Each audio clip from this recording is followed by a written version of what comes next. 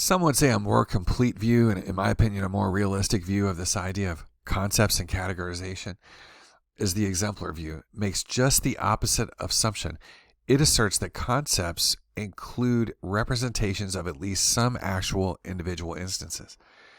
The exemplar approach assumes that people categorize new instances by comparing them with representations of particular stored instances called exemplars. So in my case, when I think of a president, I was born in 1970. I was a youth in the 1980s when President Reagan was president, and I think of him as a president. He's an exemplar. I think of the Ford Taurus as an exemplar car, you might say. There are a handful of an insect might be a wasp or a daddy long legs, etc. Particular things that are stored as instances of that sort of category.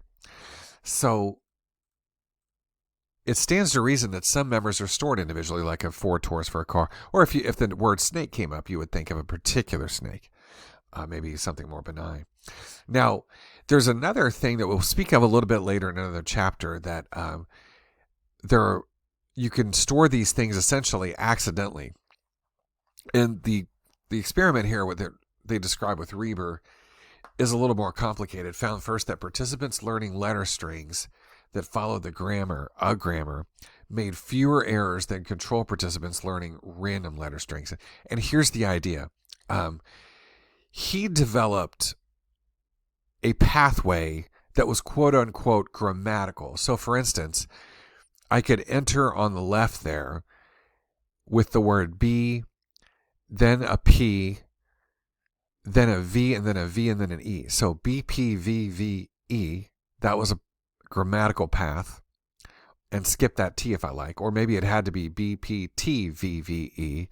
Or if I took the top route, B, T, S, X, S, E, etc.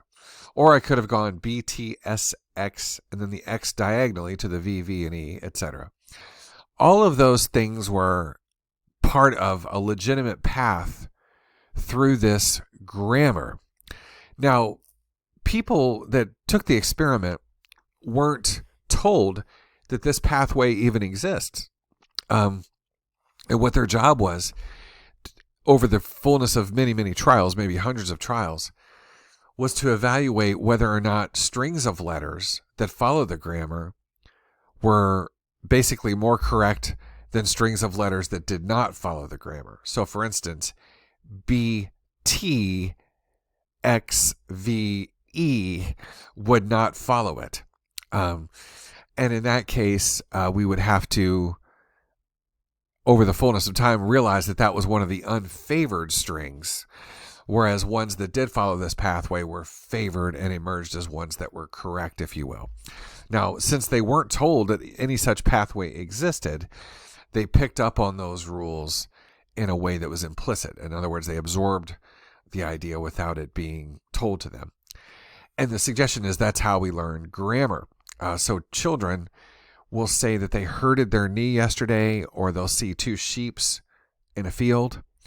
Those are incorrect, but they're at least indicative that the child has picked up on English grammar, that generally speaking, past tense words end in ed and plurals end in s or es.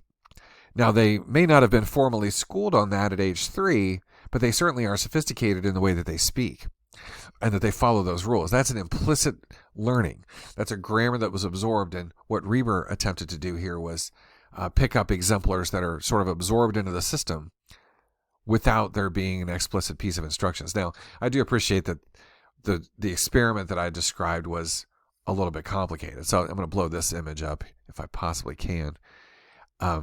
You can see there are strings of letters here that may follow this grammar or may not. They may follow the pathway or not. And over the fullness of time, the participants, even children, got good at discerning which ones followed it and which ones didn't, even though they weren't even told that the pathway existed.